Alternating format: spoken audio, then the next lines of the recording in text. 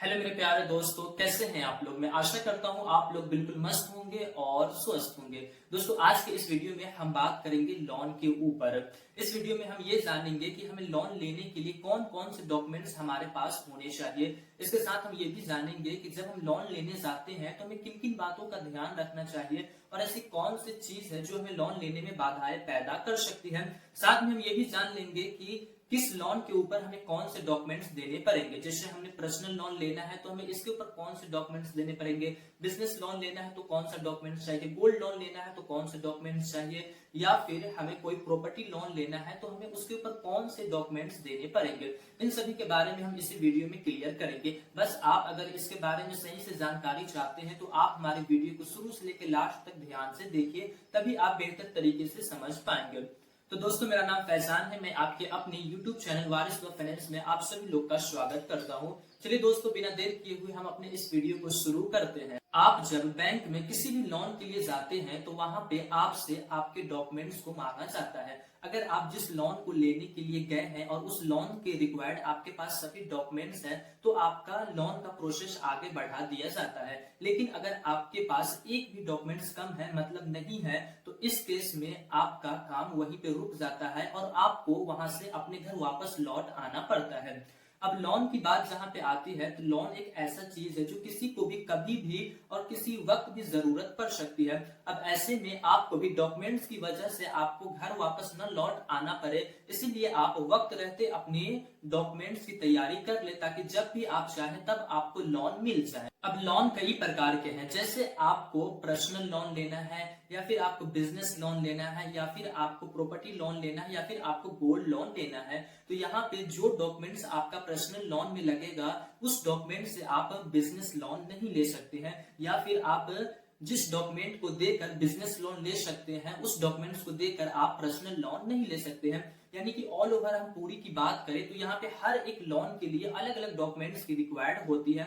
इसीलिए हम हर एक लोन के ऊपर हम बात करेंगे कि किस लोन के ऊपर कौन से डॉक्यूमेंट्स लगेंगे। वो सभी चीज हम एक एक करके बारीकी से हम क्लियर करेंगे। सबसे पहले हम पर्सनल लोन के ऊपर बात करेंगे कि हम पर्सनल लोन लेने जाते हैं तो हमें इसके लिए कौन कौन से डॉक्यूमेंट्स देने पड़ते हैं। तो सबसे पहला जो डॉक्यूमेंट्स है उस डॉक्यूमेंट्स का नाम है कि आपकी पहचान, यानी कि आपकी आइडेंटिटी। यानी कि ऐसे बहुत से डॉक्यूमेंट्स हैं जिसमें आपकी आइडेंटिटी दिख जाती है। जैसे कि आपके पास पासपोर्ट का कॉपी होना चाहिए। अगर आपके पास पासपोर्ट का कॉपी नहीं है तो आपके पास वोटर आईडी कार्ड होना चाहिए। अगर ये भी आपके पास नहीं है तो आपके पास ड्राइविंग लाइसेंस होना चाहिए। अगर ये भी आपके पास नहीं है तो आपके पास आधार कार्ड होना चाहिए। यानी कि इन चारों में से कोई एक डॉक्यूमेंट्स आपके पास होना चाहिए आपकी आइडेंटिटी के लिए। और दूसरे नंबर पे जो हमारा डॉक्यूमेंट्स आता है उस डॉक्यूमेंट्स का नाम है पते का सबूत, यानी कि आपके एड्रेस का जानकारी उसमें होना चाहिए। तो आपके एड्रेस की जानकारी आपके पासपोर्ट की कॉपी में भी मिल जाएगी और आपके एड्रेस की जानकारी आपके लाइसेंस पे भी मिल जाएगी, ड्राइविंग लाइसेंस पे भी मिल जाएगी, और आपके वोटर आईडी कार्ड पे भी मिल जाएगी, और आपके आधार कार्ड पे भी मिल जाएगी। यानी कि इन चारों में से भी कोई आपके पास एक डॉक्यूमेंट्स होना चाहिए आपके एड्रेस प्रूफ के लिए। उसके बाद तीसरे नंबर पे जो हमारा डॉक्यूमेंट्स आता है उस डॉक्यूमेंट्स का नाम है 3 से 6 महीने का सैलरी स्लिप। अगर आप कहीं जॉब करते हैं, अगर आप सैलरी पर्सन है तो आपके पास 3 से 6 महीने का सैलरी स्लिप होना चाहिए, जो डॉक्यूमेंट्स के तौर पे आपको बैंक का स्टेटमेंट देना पड़ेगा। अगर आप सैलरी पर्सन नहीं है तो आपके पास 1 से 2 साल का आईटीआर फाइल होना चाहिए, यानी कि इनकम टैक्स रिटर्न फाइल होना चाहिए। दोनों में से एक चीज अगर आपके पास है, 3 से 6 महीने का सैलरी स्लिप या फिर आपके पास 1 से 2 साल का आईटीआर फाइलिंग है, तो आपका काम बन जाएगा। और चौथे नंबर पे जो हमारा डॉक्यूमेंट्स आता है वो डॉक्यूमेंट्स लगभग जो बैंक में है उसके पास होता ही है। यानी कि बैंक का पासबुक आपके पास होना चाहिए और उस बैंक का आपके पास एटीएम होना चाहिए, और एटीएम से रजिस्टर्ड मोबाइल नंबर होना चाहिए, यानी कि बैंक से रजिस्टर्ड मोबाइल नंबर होना चाहिए। क्योंकि ऑटो डेबिट का जो सिस्टम होता है वो आपके एटीएम के द्वारा ही लिया जाएगा और उसमें आपके रजिस्टर्ड मोबाइल नंबर की जरूरत पड़ती है।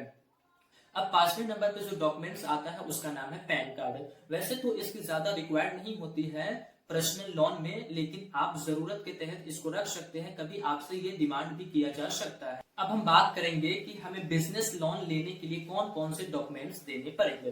तो बिजनेस लोन लेने के लिए सबसे पहले तो आपके पास कोई बिजनेस होना चाहिए, तभी कोई भी बैंक आपको उस बिजनेस के ऊपर लोन देगी। अब चलिए, जब आपके पास कोई बिजनेस है तो अब हम डॉक्यूमेंट्स की बात कर ले। तो सबसे पहला जो हमारा डॉक्यूमेंट्स है वो है हमारी पहचान, वो है हमारी आइडेंटिटी। जो इंसान लोन लेने के लिए जाएगा उसकी पहचान क्या है, तो इसको प्रूव करने के लिए आपके पास 5 ऐसे डॉक्यूमेंट्स जिससे आप प्रूव कर सकते हैं। जिसमें पहला होता है पैन कार्ड। तो पैन कार्ड ऐसा प्रूफ है जो आपको लगेगा ही लगेगा।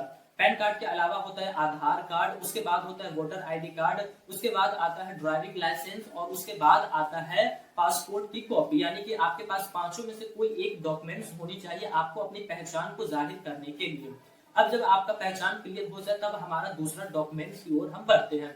हमारा दूसरा डॉक्यूमेंट्स ये है कि हमारी पते का सबूत होना चाहिए, यानी कि हमारी एक एड्रेस होना चाहिए। जो एड्रेस हमारे 4 डॉक्यूमेंट से साबित हो सकते हैं, जिसमें पहला डॉक्यूमेंट्स हमारा आता है आधार कार्ड, दूसरा आता है वोटर आईडी कार्ड, तीसरा आता है ड्राइविंग लाइसेंस और चौथे नंबर पे आता है पासपोर्ट की कॉपी। यानी कि चारों में से आपके पास कोई एक भी डॉक्यूमेंट्स है तो आपका एड्रेस भी क्लियर हो जाएगा। अब जब आपका एड्रेस क्लियर हो गया है तब आपको तीसरे डॉक्यूमेंट्स की ओर बढ़ना है। तो हमारा तीसरा डॉक्यूमेंट्स है 6 महीने पहले का बैंक स्टेटमेंट। यानी कि आप इस महीने में लोन लेने के लिए गए हैं तो आपको इस महीने के छोड़ करके जो पीछे का जो 6 महीना है उस 6 महीने का आपका बैंक स्टेटमेंट देना है, ताकि कंपनी ये जान सके कि आप कितना पैसा इनकम करते हैं और कितना पैसा आपका खर्च होता है। तो इसके लिए आपको तीसरे नंबर का डॉक्यूमेंट्स देना पड़ेगा। उस डॉक्यूमेंट्स का नाम है 6 महीने का बैंक स्टेटमेंट। चौथे नंबर पे जो हमारा डॉक्यूमेंट्स आता है उस डॉक्यूमेंट्स का नाम है आईटीआर फाइलिंग। यानी कि जो व्यक्ति लोन लेने के लिए गया है बिजनेस लोन, उसके पास उसके नाम से 2 साल का आईटीआर फाइल होना चाहिए, यानी कि इनकम टैक्स रिटर्न फाइल होना चाहिए। भले ही वो सरकार को कोई इनकम टैक्स ना देने के लायक हो, लेकिन उसके पास इनकम टैक्स रिपोर्ट होना चाहिए। प्लस इसके साथ उसके पास 2 साल का उस बिजनेस का लॉस और प्रॉफिट का चार्ट होना चाहिए। अगर ये नहीं है तो उसके पास जीएसटी नंबर होना चाहिए। यानी कि 3 में से कोई भी एक चीज होना चाहिए। 2 साल का आईटीआर फाइलिंग उसके पास होना चाहिए, या फिर उसके पास जीएसटी नंबर होना चाहिए, या फिर उसके पास 2 साल का उस कंपनी का उस बिजनेस का चार्ट होना चाहिए, कितना उसने प्रॉफिट किया है, कितना उसने लॉस किया है। लेकिन यहाँ पे चार्ट के साथ साथ आपको आईटीआर फाइल या फिर जीएसटी को ऐड करना पड़ेगा, तभी जाके आपका चौथा डॉक्यूमेंट्स क्लियर होगा। अब हम बढ़ते हैं 5वें डॉक्यूमेंट्स की ओर। तो हमारा 5वां डॉक्यूमेंट्स है हमारा बिजनेस। जिस बिजनेस के ऊपर हम लोन लेने जा रहे हैं उस बिजनेस का डॉक्यूमेंट्स होना चाहिए, जिसके अंदर ये क्लियर होना चाहिए कि ये बिजनेस किसके ऊपर रजिस्टर्ड है, या फिर ये अकेले इंसान के ऊपर रजिस्टर्ड है, या फिर ये किसी पार्टनरशिप में है। ये चीज उस डॉक्यूमेंट से क्लियर हो जाना चाहिए। यानी कि आपको 5वें नंबर पे जो डॉक्यूमेंट्स देना पड़ेगा वो होगा आपका बिजनेस का डॉक्यूमेंट्स। अब 6ठे नंबर की ओर हम बढ़ते हैं। तो हमारा 6ठे नंबर पे वो डॉक्यूमेंट्स आता है जो हमने पीछे भी डिस्कस किया है, जैसे कि हमारा पासबुक होना चाहिए, हमारा एटीएम कार्ड होना चाहिए और उस अकाउंट से लिंक मोबाइल नंबर होना चाहिए ऑटो डेबिट का सिस्टम करने के लिए। अब हम बात करेंगे प्रॉपर्टी लोन या फिर प्लॉट लोन। इसके ऊपर हम बात करेंगे कि इसके ऊपर हमें कौन कौन से डॉक्यूमेंट्स देने पड़ेंगे। जैसा कि आपको नाम से ही देखने को मिल रहा होगा प्रॉपर्टी लोन, यानी कि आपके पास कोई प्रॉपर्टी है या फिर कोई प्लॉट है उसके ऊपर आपको लोन दिया जाएगा। तो चलिए, अगर आपके पास कोई प्रॉपर्टी है, कोई प्लॉट है, यानी कि जमीन वगैरह है, तो आपको लोन दे दिया जाएगा। तो चलिए अब हम ये जान लेते हैं कि इसके लिए हमें कौन कौन से डॉक्यूमेंट्स देने पड़ेंगे। तो सबसे पहला जो हमारा डॉक्यूमेंट्स है वो है हमारी आइडेंटिटी, वो है हमारी पहचान। जो पिछले 2 चीजें हमने क्लियर कर दिया है कि कौन कौन से पहचान के अंदर डॉक्यूमेंट्स आते हैं, वो डॉक्यूमेंट्स आपके पास होनी चाहिए। यहाँ पे हम आधार कार्ड को ले लेते हैं या फिर पैन कार्ड को हम ले लेते हैं। इसके बाद जो हमारा दूसरे नंबर पे जो डॉक्यूमेंट्स आता है उस डॉक्यूमेंट्स में हमारे एड्रेस प्रूफ होना चाहिए, यानी कि हमारा एड्रेस क्या है वो उसमें क्लियर लिखा होना चाहिए। तो इसमें भी आपको 2-4 ऑप्शन देखने को मिल जाते हैं, जैसे कि आधार कार्ड हो गया, वोटर आईडी कार्ड हो गया, पासपोर्ट की कॉपी हो गई, या फिर आपके पास ड्राइविंग लाइसेंस कोई भी है तो आप एक ऐड कर दीजिए, आपका एड्रेस क्लियर हो जाएगा।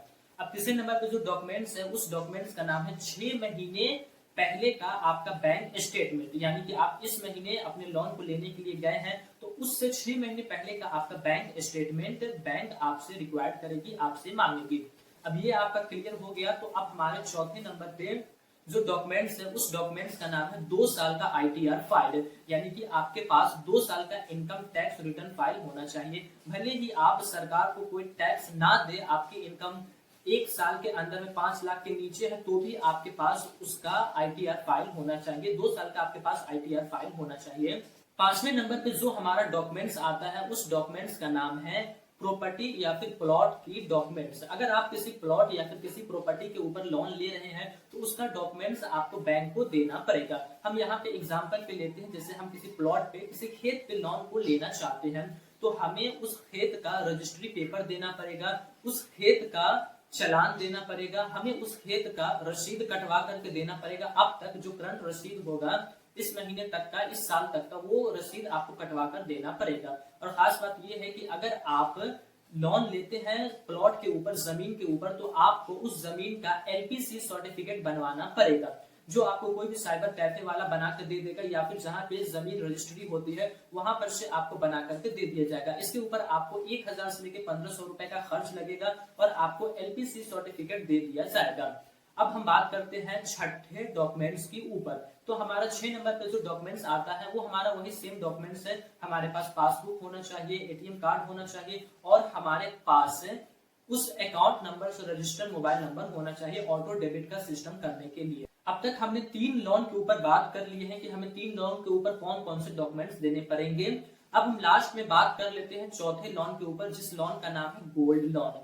अगर आप गोल्ड लोन लेने के लिए जाते हैं तो आपको कौन कौन से डॉक्यूमेंट्स लगेंगे, ये चीज भी हम इसी में क्लियर कर लेते हैं। तो सबसे पहला तो गोल्ड आपके पास होना चाहिए। आपके पास कोई भी गोल्ड हो वो गोल्ड आपका 18 कैरेट के ऊपर का होना चाहिए, यानी कि 18 कैरेट 22 कैरेट का होना चाहिए, 18 कैरेट का नीचे का नहीं होना चाहिए। और ऐसे कई सारे ऐसे गोल्ड है जिसके ऊपर कोई मुहर नहीं लगा होता है तो उसके ऊपर आपको कोई लोन नहीं दिया जाएगा। जब तक उसके ऊपर 18 कैरेट या फिर 22 कैरेट का मुहर नहीं लगा रहेगा और वो उतना कीमत का नहीं रहेगा तो उसके ऊपर आपको लोन नहीं देगा। अब हम बात कर लेते हैं कि इसके ऊपर हमें कौन कौन से डॉक्यूमेंट्स देने पड़ेंगे। तो इसके ऊपर आपको अपनी पहचान के डॉक्यूमेंट्स देने पड़ेंगे। जो पहचान के डॉक्यूमेंट्स के तौर पे आप अपना पैन कार्ड दे सकते हैं और आपका एड्रेस के तौर पे आप अपना आधार कार्ड दे सकते हैं। एड्रेस प्रूफ के लिए अपना आधार कार्ड दे दीजिए।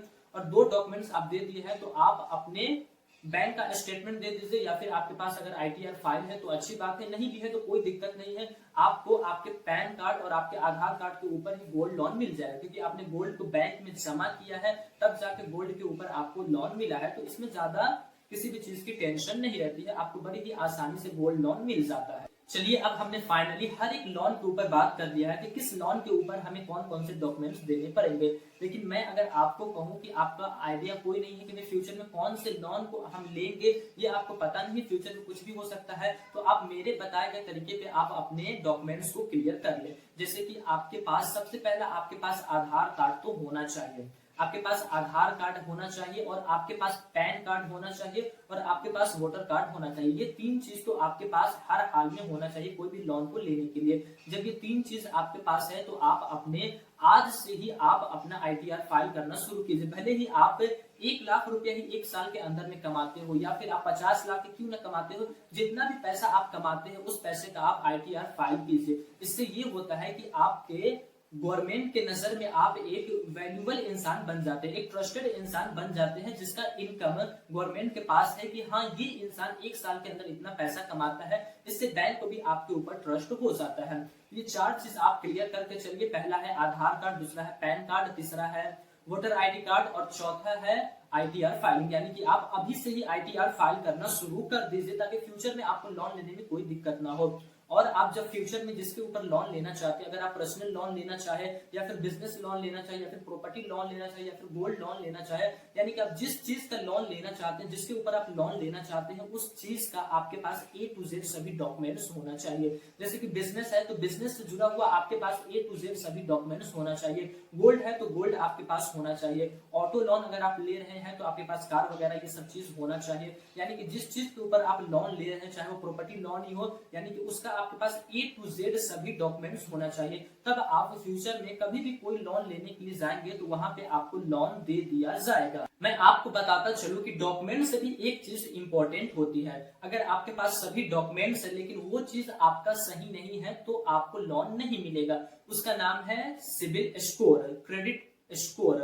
अगर आपका सिबिल स्कोर सही नहीं है या फिर आपने इस लोन से पहले कोई लोन नहीं लिया है तो आपको लोन नहीं मिलेगा। हाँ दोस्तों, अगर आपका सिबिल स्कोर खराब है, आपने उससे पहले कोई लोन नहीं लिया है, तो आपको लोन मिलने की संभावना बिल्कुल ना के बराबर रहती है, क्योंकि जब तक आप कोई लोन नहीं लेते हैं तब तक आपका सिबिल स्कोर 0 रहता है। और जब तक आपका सिविल स्कोर 0 है तब तक आपको लोन देने के लिए कोई भी कंपनी, कोई भी बैंक तैयार नहीं होगा।